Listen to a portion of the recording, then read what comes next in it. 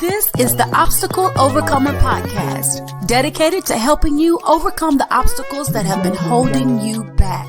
My name is Nikki, and I'm a mother, author, empowerment speaker, singer, narrative changer, and obstacle overcomer. Each week, I'll be bringing you both the spiritual and practical tools that will empower you to overcome the challenges that you've been facing. You have the power to change the narrative of your life. You don't have to accept things as is. And always remember, obstacles are not barriers. They are stepping stones.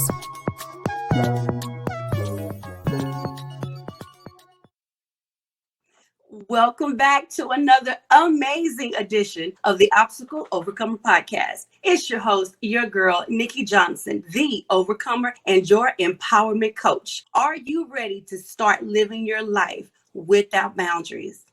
Are you ready to start living your life limitlessly? To break out of your comfort zone, to break out of your fear, and to start living your life boundlessly? Well, if you are, definitely stay tuned because I have an amazing guest with me today. And I know I always say that to you all, but have I let you down yet? I have not. So let me introduce to you who we have with us today. We have Mr. Otis Wilson Jr., who has endured a combination of life challenges and great experiences. Otis was born blind, but that has not stopped him from accomplishing his goals or his objectives in life. See, we have no excuses. He has a degree in broadcast journalism from Southern University, an MBA in business administration from the University of Phoenix. Go ahead, Mr. Otis. And he has traveled extensively in Europe as a jazz musician. We should probably sing. And worked in the sales and testing division for the largest screen reading software developer. Otis's passion is to teach blind and vision impaired adults how to use computers. He's an entrepreneur and a podcaster and quite a dynamic human being. Ladies and gentlemen, without further ado, let me bring on the man, Mr. Otis Wilson Jr. Hello. How are you today? Doing quite well. How are you, Nikki? I am doing amazing. Let me tell y'all something. We are about to have an amazing show, and I'm going to tell you why. This is the third technical difficulty that we've had. You guys will not know it because I'm going to edit this out. But this is how I know this is going to be powerful. So if you're doing something right now, stop what you're doing for the next 45 minutes to an hour and lend your ear to what you need to hear today in this interview. All righty. So we have Mr. Otis here with us, who I'm so excited for you guys to hear from today. Tell us who Otis Wilson Jr. is before all of these things, and where did you grow up? Well, I grew up in a small town about 20 miles north of Baton Rouge, a small town called St. Francisville. I like to think of it as country, small country. Mm-hmm. Population small, but fun. Mm-hmm. Family-oriented town. Everybody knows everybody. Not much to do, but you can trade things to do. I always tell people that although I was blind, I was still out in the road riding bicycles and doing the things that the average kid was doing, Yes. Mom and dad cooking, barbecuing, doing all the good stuff, uncles playing music. But I would say that, it was a life of learning because during the week, I attended the School for the Blind in Baton Rouge. Mm-hmm. So I went away for school where I got all of the basic skills. In other words, just as a regular elementary school kid would do, I learned Braille in kindergarten, learned to read and write Braille, learned all the skills that were necessary for math, all of the grammar skills. So anything that a first and second grader would learn, I acquired all of those skills at the School for the Blind in Baton Rouge. So I had an interesting but ordinary life, I could say, as a young child. I learned Braille music. I was introduced to art. In other words, how to draw, how to build things with Legos, how to do all of the things that an average child would do. So if anybody would ask me how to describe my life as a kid, I would say fun, no different, entertaining, educational, all of those good things. Awesome. Okay, so you said the word average several times when describing growing up. I have always found it interesting that when someone describes someone that doesn't have any type of illness or disability, and I hate the word disability, but that's what they call it.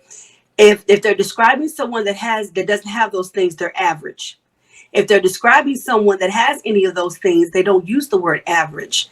And I've always found that so fascinating because being born with muscular dystrophy myself and using an electric wheelchair, there's nothing about me that's not regular and normal. The Mm-hmm. difference would be is there something that I have to do a little bit differently because of what's going on inside of my body. But that Right. doesn't make me not average or not normal. And so when you said that, it just caused me to think that is how our language is programmed. That's how we are trained to say things.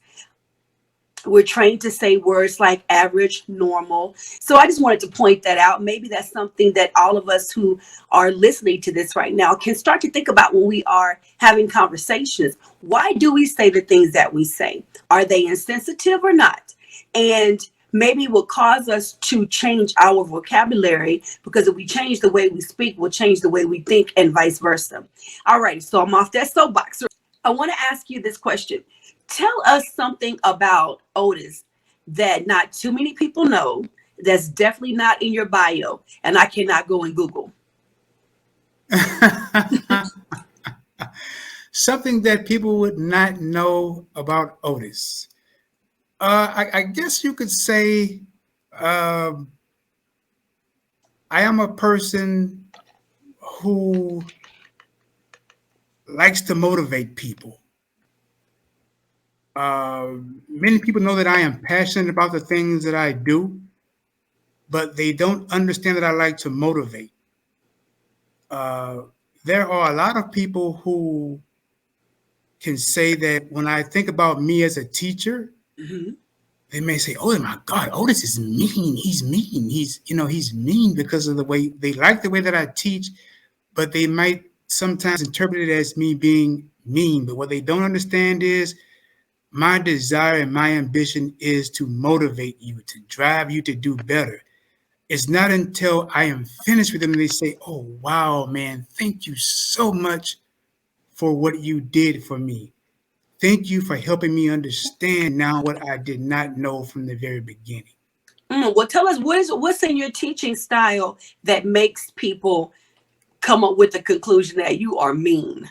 What is it about your style? What are you doing? I think it's the way that I talk, and when people listen to, I guess, person that not so much as yells, but kind of has that, you have to press this key to get here or get there, when I talk to people, I have that dynamics in my voice. Okay. I have that drive or that force, and also as I talk, I demonstrate. Hmm. This is how you want to do this to get there. You know, and when I do that, as I demonstrate that, oh wow, really? But then at the same time, I'm asking them to do it, and they are able to do it once I finish it. And then Hmm. I'll say to them, "Great job! I'm glad that you were able to do that." Then it's like, "Oh wow, I was able to do it. I can understand now why he was able to demonstrate it and talk to me the way that he talked to me." Okay. So that's why I would say that. So you have a commanding voice and a commanding style of teaching. Yes, I do. I do. Okay. I want to Yes. go even deeper, like something nobody knows. Does Otis eat peanut butter and jelly sandwiches? No, I hate peanut butter and jelly. What? I do Okay. not. I do not. I do not like anything with the feeling of jelly. I don't like It's jelly. the texture. Yeah, the texture. I don't like anything like that. No. Okay. So growing up, what was your favorite snack? Doritos. I would say Doritos would be my favorite snack. Cool Yes. Ranch or nacho? Nacho. Nice. Yes. Yes. Have to be nacho. Okay, so tell us one more thing that, and I want you just like go real deep. One thing that nobody knows just off the surface, or not too many people know about Otis Wilson before we go into the rest of the interview. Um, Something that people would not know about me. That's wow. You're thriving hard, huh? Mm-hmm. That's what I do. Wow, wow, man. You really got me thinking. Mm-hmm. Um, It can be hmm, something deep. It could be something trivial. Just give us something that not too many people know. I would probably say that I'm the kind of person. I guess I'll go small with this. Okay. I can't dance. All righty. You can or you cannot. You said I I have can or rhythm, but cannot. I can't dance. How about that? You I cannot am a dance. percussionist, but I can't dance. Okay. My 8-year-old can probably dance better than I can. Okay. How about Well, that? I know you're a jazz musician, Yes. but what is your all-time favorite song? My all-time favorite song would have to Hmm. be "Ain't No Stopping Us Now" by McFadden and Whitehead. I love that song. Yes. Can you play it Motivational too? song. It's got a good beat to it. I love that song. Nice, nice, Yes. nice. Alrighty. So today, the title of our episode is Boundless Living. Mhm. When I say the word boundless to you, because that's the title of your podcast, that's Yes. the way you live your life, what does boundless living mean to Otis? And part two of that question is, what do you want it to mean to others? Boundless means to live with no limits. In other Mm, words, although there are obstacles, it means to carry on regardless, continue mm, on. Although there are circumstances that you feel would place you in a position of not being able to keep going, you have to find a way to keep going. You have to find a way to keep moving. You have to find a way to keep pushing. mm. In other words, where there's a will, there's a way. You may have to do it differently, but it can be. What was your reason for pushing when you were growing up? And the second half of that question would be, did you have the obstacles of overcoming children's teasing, people misunderstanding you? Did you have to overcome those things? And then the first part of that was, what was your reasons? What were you using to keep you pushing? Honestly, I did not have that in my upbringing because I was fortunate. I had supportive parents who believed in me. Mm-hmm. My parents placed me in an educational environment by sending me to a school where I can get the basic skills that would allow me to live and be educated as a blind individual. Mm-hmm. And I had cousins and family members who wanted to know what being blind was all about. So they treated me like one of them, as a person Mm-hmm. that could see.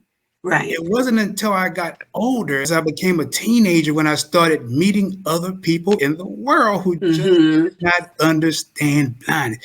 How do Right. you do that? How can you make that happen? I'm so amazed that you can do. What do you mean you so amazed? Hey, I'm just like you. I just can't drive that Cadillac you over there riding in. You know what I mean? Yeah. It's one of those things where as I got older, I felt like I had to prove a point. I felt like Mm-hmm. there was something out there, saying, hey, it's just a lack of sight, but there is still the necessity and the need to show people, hey, there is the ability and the desire in me to keep going. And this goes back to teachers that I had Mm-hmm. who instilled in me that you're going to, man, when you grow up, you're going to see that there are going to be some people that are so mean Mm-hmm. because you can't see. They're going to treat you like you are smaller than them. They're going to you know place limits on your potential. Yeah. And as I progressed through college, to get my degree, I started to see that. As I attempted to get my first job, I started to see it more and more. So the older I got, the more I encountered that. So I had to really adjust and place myself in a position to understand and help people to understand that, hey, regardless of what I'm running into, I had to keep going, because if I didn't keep going, I would find myself back at mom's house sitting on the couch. Right. Because when I was young, when I was in college, I was a DJ. I was out in the clubs DJing. Hey, Mr. That's DJ. right. That's what I was in the club DJing. And Yeah. when I was in college, I was typing my own papers. Mom wouldn't type my Mm, papers. Shirley wouldn't type my papers for me. right. I would use a Smith Corona typewriter and type them myself. And she would proofread it to make sure it was right, but she Right. wouldn't dare sit there and type it up for me. And that's why I Mm, tell people that I work with, hey, nobody did this for me, so nobody's going to do it for you either. It's a thing of doing it for yourself. And when I got to the point of, doing my own DJing and things of that nature, I sat on the phone and schedule those gigs. In other words, I mm. made the phone calls to get those gigs set up for me to get in the clubs and all that good stuff. So those are the kind of things that I dealt with. And as I got older, I said, hey, I'm not going to place myself in a position and any limitations to go further than where I am now. I want to become and do more than what I'm doing now. That's I what I felt love like I it. did. I love how you had a made up mind to not allow yourself to put limitations on you, because it's enough with society and other people putting their own limitations on anybody. I've been through that myself, and the proving yourself, that's where I get my tenacity and my part of my drive from, Right. is if you tell me no, I'm the wrong person and the right person to tell no to, because I'm going to show you that I can do it. And I'm going to show you how great I can do it. But I had to do that so much. And I stopped allowing it to be a fight Right. for me and become a fight in me. Right. So I can actually take that same tenacity and encourage others in my empowerment coaching, or when I'm out speaking, or even in my book. I had to fight and push so much and go past so many obstacles. I definitely can help you through yours.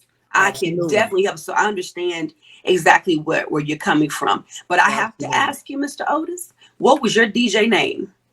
Big O. Big O. May I DJ call you Big Big O O. for the rest of the interview? Yes, you can. Absolutely. You're more than welcome to. Okay, but yeah, that's my DJ name. That was my DJ name. Yes. So I will be calling you Big O for the rest of the interview, okay? That works. That works. Perfect. Perfect. Perfect. You were talking about driving earlier. Have you ever had a desire to want to drive a vehicle? And if so, how do you overcome wanting to do that? If I could, I would, because if that would have created so much more of what I wanted to do Mm-hmm. and what I could have done. Mm-hmm. If that makes sense what I'm saying. It does. One of the hardest things in the world is having to depend on others. Say that again. Yes, it is. One of the hardest things in the world to do is having to depend on others. Mm-hmm. And I think driving would have allowed me to do so much more. Although I have accomplished and done so much, driving is one of the things that has held me back from doing more. Okay. Because I've had to rely on other people to do some of the things that I've wanted to do, if that makes sense. It makes a lot of sense. So I feel like that's one of the things that if I could have done over my lifetime, I would have done. So that's where I am with that. I would say that when we look at what's happening in the future, in terms of self-driving cars, how far we would get with that, I don't know. And if I would ever trust that, I don't know. I hear you. I don't know where I would get with that either. I hear you. Otis, tell us about the day that you discovered that you were boundless. I would say it would have to have been college. I think college is when I discovered that I could do it all, because I had an older brother. He told me, he said, man, I'm going to put you out, because I used to go to college on a bus. And he told me, he knew how independent I was. And he said, I'm going to put you out on this campus. And he said, I'm going to show you around one time and you're on your own. That's what he told me. He said, you're on your own. You're going to, because you can find your way around, you can get around on your own. Right. That's what he told me. I said, man, what's wrong with you? He said, you on your own. You can make it. You can figure it out. because Southern is a nice sized campus, but it's not a gigantic campus, if that makes sense. But it's big enough. But he said, I'm going to put you on campus and you're going to figure it out. So I said, you know what, if I can figure out this college campus and I can, get through these classes. And as I progressed through college, I'm like, yeah, if I can, get through college. And then what I found myself doing, as I mentioned, or as my bio mentions, I have a degree in broadcast journalism. As a blind person, I found editing video. I'm like, dang, I'm actually editing video. Okay, so I was like, wait a minute, I am actually editing video. I have to interject right here. So you just gave me a no limit, right? Because I'm working with DaVinci and they're not sponsoring me. That's just who I'm working with to do some editing. And I'm literally learning it as I go. I'm a one-woman show with my podcast right now. And there have been days when I have been so frustrated because it's so much to learn. I have no more complaints from this day forward. No. If you were editing videos, I have absolutely no more complaints. Thank you for saying that. Go ahead. No, man, I'm telling you. Look, it blew my mind when I started editing video. I'm like, wait a minute, I'm editing news video. I'm like, shucks, man, I can do almost anything. Wow, for the news. Video. Wow. Wow. I was blown away, and the guy, his name was Mr. Renee. That was the teacher's name. That guy, he had gray hair. And he said, man, can you do it? I said, I don't know. He said, well, we're going to try and see. And I started putting it together. He's like, oh, man, you got it, And he started showing it. He took the video. He just started jumping around and showing it to all the teachers in the department. I'm like, man, what are you doing? He just started showing the video. Oh, this is the blind guy. This is Otis. He actually edited this video. I'm like, okay. But that was all in itself telling me, like, man, if you can sit up here and you can edit video, you can almost do it and everything. Yeah. Wow. And that really blew my mind. And that told me right there that if I were to just sit down and analyze my situations, if I really put my mind to it, I can do whatever I want to do. But I have to have the desire and ambition to want to do it. It's got to be there. Like anybody else, it has to be there to do it. Because there's a difference in being boundless and wanting to do something, if that makes sense what I'm saying to you. Break that down. Well, you can be boundless, you can have the mindset, but then you can also be lazy. If that makes sense. I'm high-fiving you, yes. Yes. So that's why I always tell people, hey, for my podcast, I like to talk to people who have accomplished something. In other words, they have met their objectives. They have actually got out there and quote unquote conquered something that they had the desire to conquer, and they can now tell a story. Or they went through something had them held back. Rather it was trouble, rather it was some strenuous set of circumstances, and they were able to overcome it. Yeah. That's what my podcast focuses on. Not somebody who wants to be something and then they're stuck in the struggle, because there's nothing wrong with wanting to be something, because we have people who are in that same position. There are a lot of people in that situation who want to become. Right. And that's where motivation comes in. There are people then who want to be motivated, if that makes sense. It makes a lot of sense. So since you brought up your podcast, let's go ahead and hit that real quick. How long have you had it? What made you decide to get into podcasting? Are you enjoying it? Let's talk about it. Well, yes, I do enjoy it very much so. I started it back in December of 2020. I've had some major changes in my life.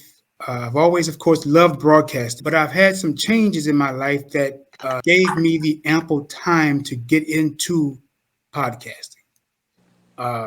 And it has given me a chance to do two things. Number one, enjoy something that I love, and that's music, editing, and computers. So I put it all together, and of course, talking to people. So when you put all of those things together, along with technology and the internet, that allows me to put it into the podcast. And I said, you know what, if I could make this work and then at the same time inspire people, I can be successful. Uh, I have found that podcasting is fun. It's great, but it's not as easy as I would want it to be, particularly when it comes to building the audience. I Hmm. think that's one of the most challenging parts of it. But again, that's also fun. When you start, like anything else, when you start networking and talking to people, it all comes together. Yes, and you are telling the absolute truth. The audience building, which is basically the marketing and getting the word out and all of that, that's a whole nother level of work in of itself. People don't realize, especially if you don't have a big team or even a Yes, team built, it's you doing everything. You are right. the producer, you are That's the correct. marketer, you are the editor. um, you write your own questions, you do your own research, you come up with your own all of that. And I have two podcasts right now, and I've been doing podcasting and radio for many years. These two are my newest ones. And in this age of having a presence on social media, that's a whole nother level. Like if you would have come into this about 3 or 4 years ago, it wouldn't be as intense as it is now. But I would tell you, having a presence on social media is another job in of itself. So for anyone that's listening to us that has been thinking about podcasting, I would say this: make sure you come up with a good schedule. You want to be on top of your time management for sure, because you have to keep, if you don't keep yourself on a good schedule, you will fall behind, point blank and period. Otis, big O, excuse me, I want to ask you, what would be one tip that you would give someone that wants to get into podcasting or that may have just started? I would say have a plan. You Yeah. have to have in other words, have a strategy. Don't just jump into it. Have a strategy as to what your topic is going to be, but along with that topic, have a strategy slash outline. In other words, plan your show from beginning to end, when you're going to do it, how frequently you're going to do it, plan episodes ahead of time if you can. That includes, of course, your guests, or if it's going to be just you, know your topic inside and out. So have a plan and a strategy all at the same time. Have it mapped out, in other words. I love those tips, and he is absolutely on point with that. The only thing I would add to that is this: don't allow that planning process to procrastinate you, to keep you stagnant on getting your podcast started. You want to start it, give yourself a deadline to have a start date, but you do want to go in with a plan and strategy and your time management. Get yourself a calendar. Decide what days you want to do your recording, what days you want to do your editing, when you're going to be marketing, because you really will need some type of plan or strategy to get this out and to keep to be consistent with it, because life will happen. It doesn't care about you having a podcast. Life is still going to happen. Thank you for sharing those tips with us, Big O. You're very welcome. You're very welcome. I like that. You're very welcome. Yes, you're very welcome. Alrighty, so you told us, oh, well, you didn't tell us. I was mentioning in your bio that you have traveled Europe as a jazz musician. Mhm. While you were traveling, did you have any difficulties, obstacles, things that you had to overcome traveling the world as a man that was not able to see? Not really, because the bulk of the traveling that I did was with blind and vision impaired individuals. Okay. So we were able to do some fantastic things, like play at the Montreux Jazz Festival in Switzerland. Mm. That was awesome. I enjoyed that experience. We went to Italy and Taipei, Taiwan, and Wow. I found that to be a rewarding experience simply because it's always good to meet new people. Mm-hmm. But when they say that music is a universal language, that is when I really got to understand that when people say that. In other words, it's nothing. I can almost relate the fact of how I teach to how music is the universal language. I can put those two concepts together, related to us playing music. Mm-hmm. You put on something with a nice beat. Everybody, old people and young people, were dancing. They were enjoying the music, Mm-hmm. and then they would show you the appreciation by coming up, shaking your hand, or giving you a hug. So those things all together, and then them wanting to help you. They saw that you were blind, so they were willing to help you, wanted to give you guidance and that type of thing. So all of that was very rewarding to me, Mm-hmm. to us. It was a situation where traveling for that extensive period of time gave us the chance to meet people, share some great experiences, try some new foods. It was awesome. It was fantastic. Nice. That is so beautiful. You mentioned several places that I want to visit before the Lord calls me home. And so I'm a little bit jealous right now, but I would like to ask you this. When it came to counting money or contracts, how did you navigate those waters, and how did you learn to differentiate between a $5 bill and a $10 bill? In terms of U.S. money or overseas, in terms of traveling. Well, initially I'm asking about U.S. money because that would take me to how you did it with Okay. money Well, exchanged overseas. here's the deal here in the U.S. Again, let's go back to my foundation of education. Mm-hmm. And again, I must go back to that every time because it's my foundation. Right. I learned how to count money and all of that stuff there. I learned how to fold my money a certain way, how to organize it. And then when you, as a blind person, blind people in general, acquire systems for doing those types of things. In other Mm-hmm. words, when they're taught, they then put together a system to say, okay, well, I'm going to put my ones a certain way in my wallet, my fives a certain way, that so then they themselves can pull out their fives or their ones to Mm-hmm. identify them and Mm-hmm. be able to give them to people in that appropriate fashion, if that makes sense. Makes a lot of So sense. that's how that's done. Now, when you travel overseas into other places, then that's when you look at conversion and Right. nowadays, of course, Exchange credit rate. cards are Mm-hmm. used and stuff like that. But Mm-hmm. when I was there, we looked at just doing the exchange rates and then just converting the money into European currency and stuff like that. Mm-hmm. Where there was assistance. But when we talk about here in America, it's a thing of just learning how to fold your money in different ways and then putting together your own system to manage your money the way that you want to. I love that. So I have systems as well. I think, let me use the word average. I think the average person has a system for doing most things.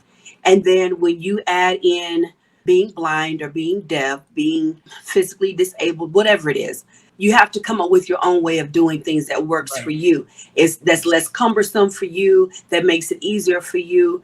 So I have systems of the way I do certain things as well. So I absolutely do understand that. And I love that you fold it a certain way, you put it in your wallet a certain way, you Mhm. make those systems work for you. And I would like to ask you, what is the name of the school that you went to? They may not be in existence anymore, but I still would love to shout it out. Absolutely, it still exists. It's the Louisiana School for the Vision Impaired. I think they've moved to Brightside Lane in Baton Rouge, Louisiana. That's where they are now.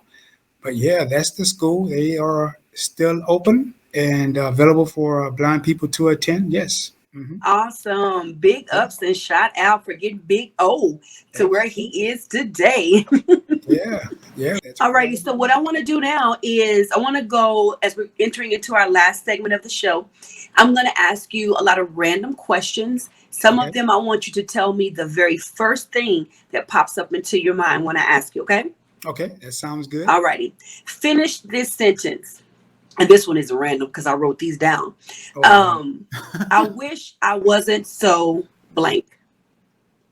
uh, hmm, Moody. Oh, I wish I wasn't so moody. Okay. Do you find that you have to check yourself sometimes when you feel you're getting a little bit of a little stank toward people? Yeah, I mean, sometimes when I'm tired, I can be a little, grumpy. Sometimes, yeah.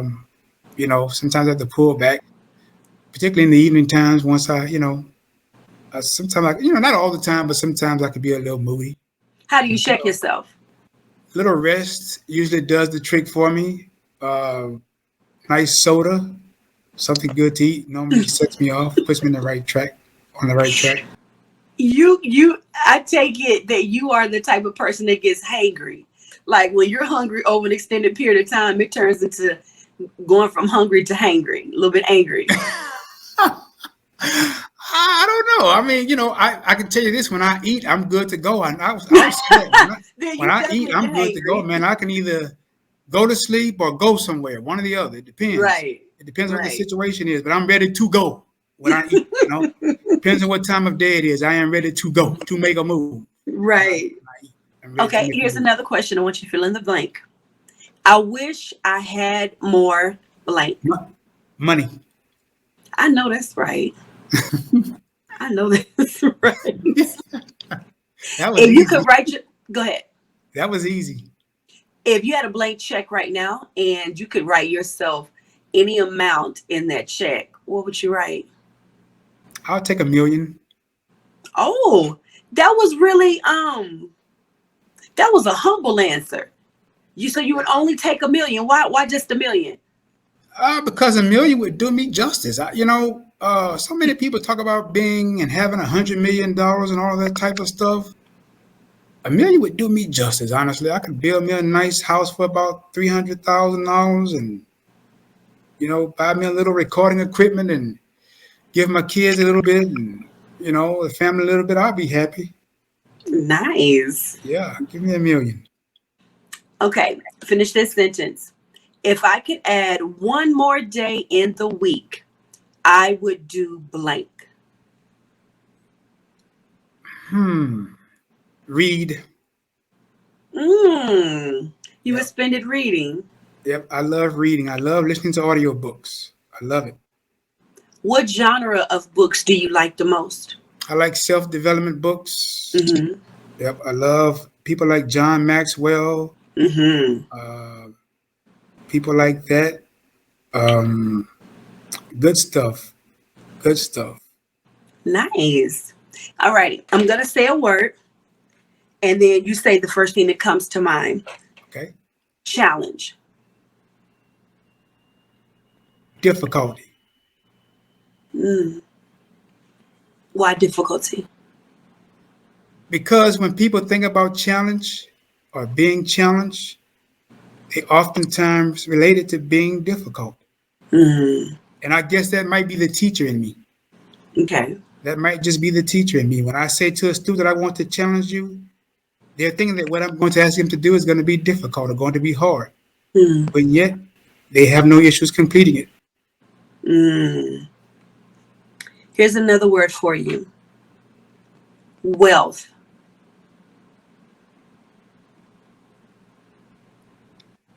Happy. Why happy? Because wealth is what I think would place me in a position of being able to live in a better sense of happiness. In other words, in terms of where I am now in life, I am healthy, but a little bit of money in my pocket, that million, would make me Just a a little little bit something off happier. that million. Yeah, exactly. Yeah, it would make me a little Yeah. bit. All righty, Big O. If you could have dinner with any 3 people, dead or alive, who would they be and why? 3 people: Dead or alive? Barack Obama, Les Brown, and Stevie Wonder. Ooh, okay. Let's start with Barack, and I'm coming to that one. Why do you want to have dinner with Barack? I want to talk to Barack Obama about leadership, Mm. dealing with people, I like politics. I like the events of the world, and particularly the things that we have gone through in recent years. I would just want to talk to him about dealing with that type of thing and just getting his opinion on how he dealt with it and being able to relate it to my own experiences. That's why I want to talk to him. Okay.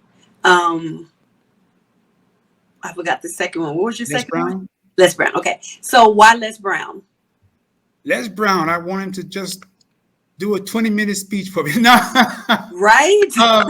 Les Brown, like I said, Les Brown I've listened to Les Brown speeches just to get me going sometimes, Yeah. just to give me that energy.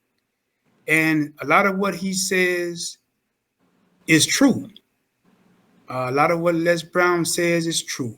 And I would ask him, what more can he get? I would want to tell him some of the things more that I've experienced, just to help me put together some more sayings, just to put together some more ideas as to what I could say to myself, just to keep me going, to be honest with you. Wow. And Stevie Wonder. What's it like to be blind but on a celebrity status of life? In other words, beyond, as we were talking about earlier, average. Right, beyond average. In other words, on that status of money, on that status of everybody knowing who you are and everybody appreciating who you are, or more people appreciating who you are. That's what I like to talk to him about. I love that. And I just thought about something.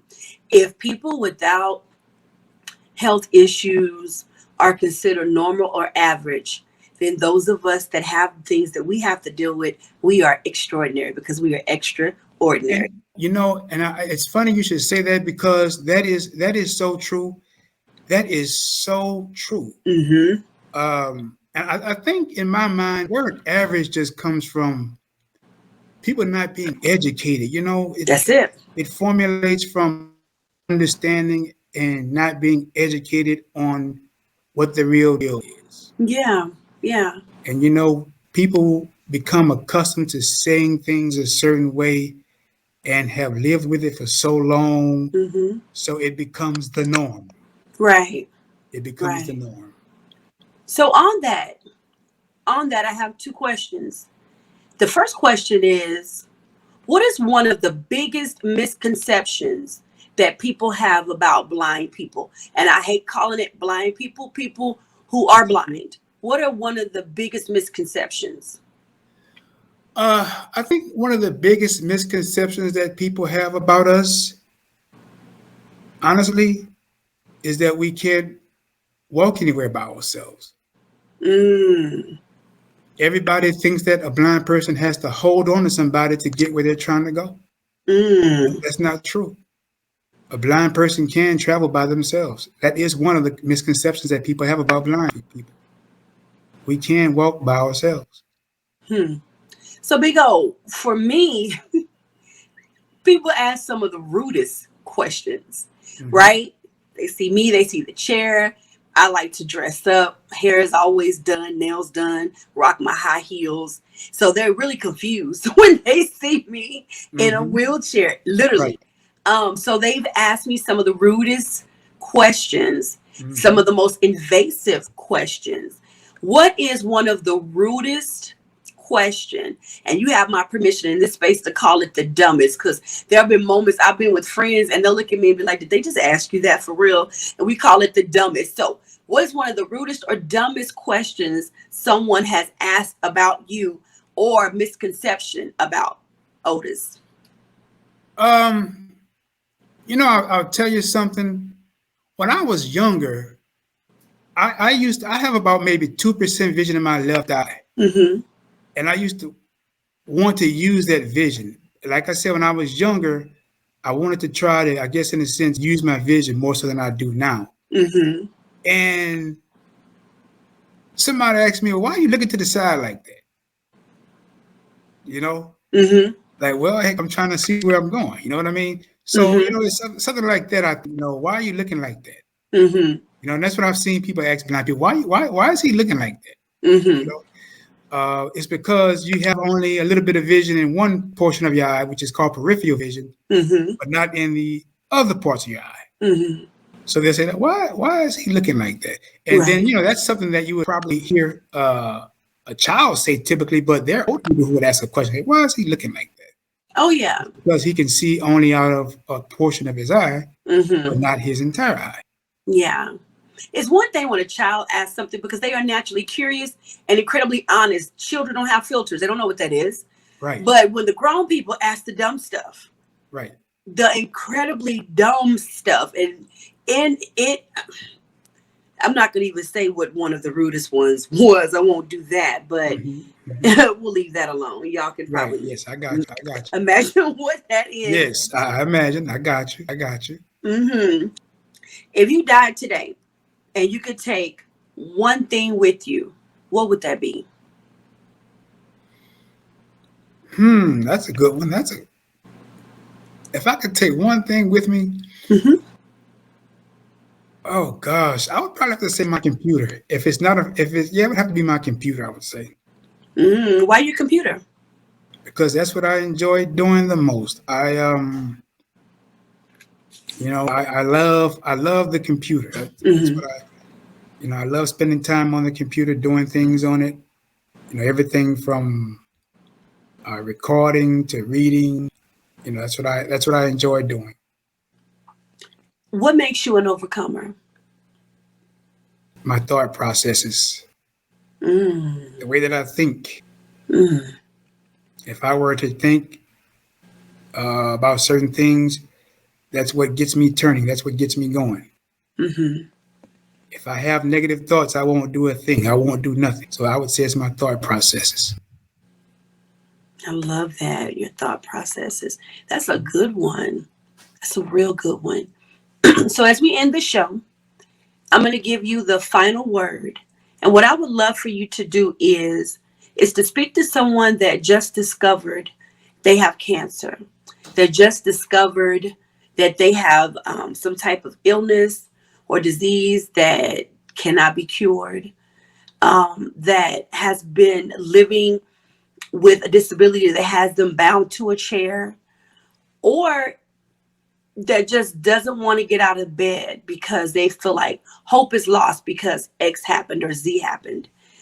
What would you say to them when it comes to being boundless and that they can make it and they can have hope? I would say that first and foremost, if you are a believer, God allowed it to happen for a reason. We all have a purpose on this earth. We all have a purpose and place on earth.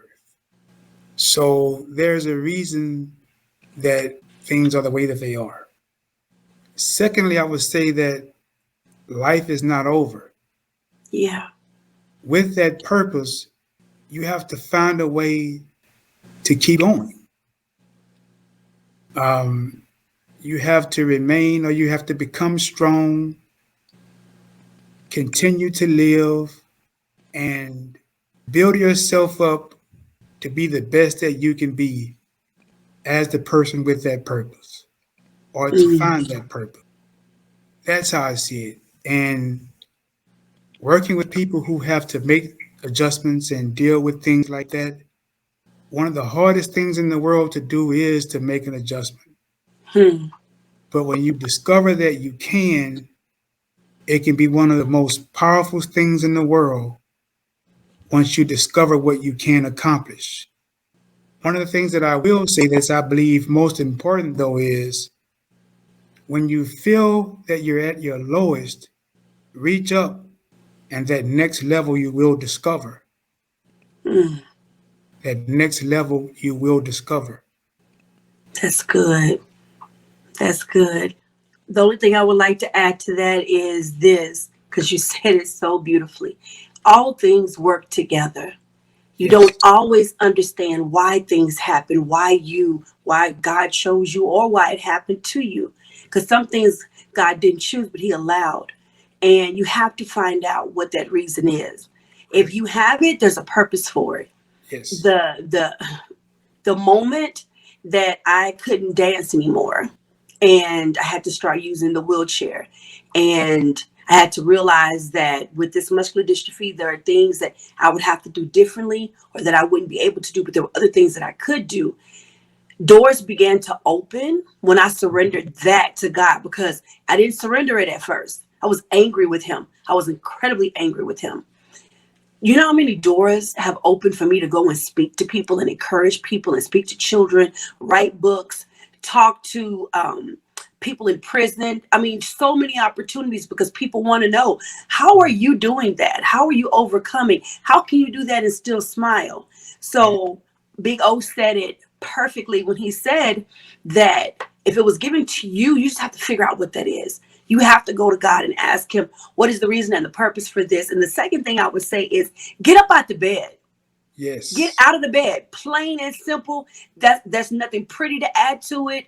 I'm not going to Les Brown you in it. Get out the bed, because you're going to destroy yourself. You will, by staying in that bed and allowing depression and oppression to rule you. Nobody has control over your emotions but you. No one has control over your day but you. And if you spend it in the bed feeling sorry for yourself, you're going to make what could be a beautiful situation worse. And there have been people that literally died because they just gave up emotionally, spiritually, and mentally. Get up out of the bed. If you've learned nothing else from Big O, you can live boundlessly. Get up out of the bed. This man has traveled Europe. What are you doing? Get out of the bed and go to the store. Go to school. Get out of the bed. Go feed your kids. Your kids are in the living room right now, waiting on you just to get out of the bed. Stop feeling sorry for yourself and get out of the bed. And one additional thing I will say too is never be ashamed of who you are. Amen. Say that again. Never be ashamed of who you are. I'm never ashamed to walk with my cane. Never have been ashamed to walk with my cane. Amen. Never have been ashamed to ask the waiter, do we have a Braille menu? Yeah. Never be ashamed of who you are. Amen.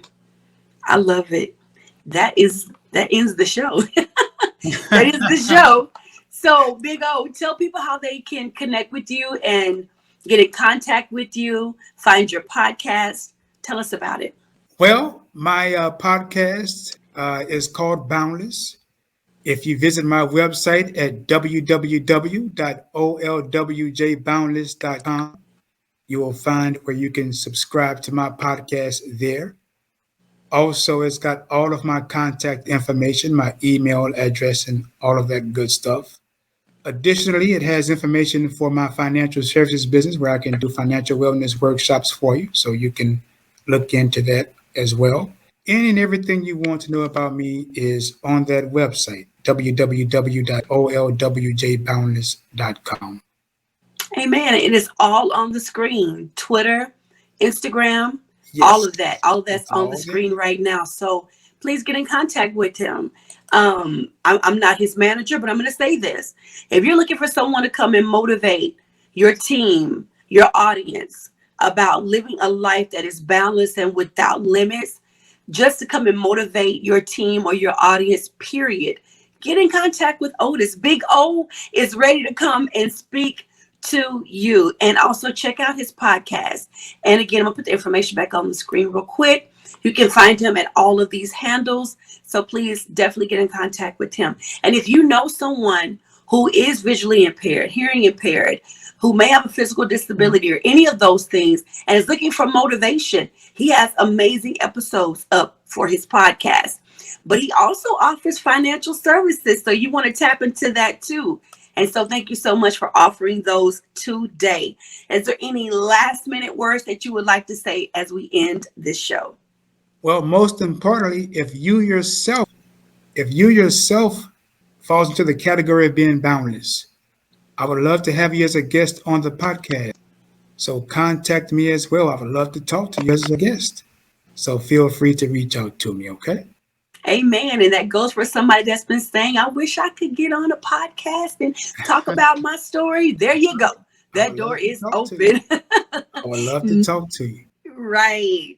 Well, thank you so much. You have been such a joy. Thank you for being so vulnerable and open and allowing me to pick your brain today. I appreciate it, Big O. Thank you. Well, Nikki, I definitely appreciate you having me as a guest and picking my brain. You have done that. I greatly appreciate it. And it's a pleasure meeting you, okay? Yes, and I will be on your show soon, so you guys be looking out for that.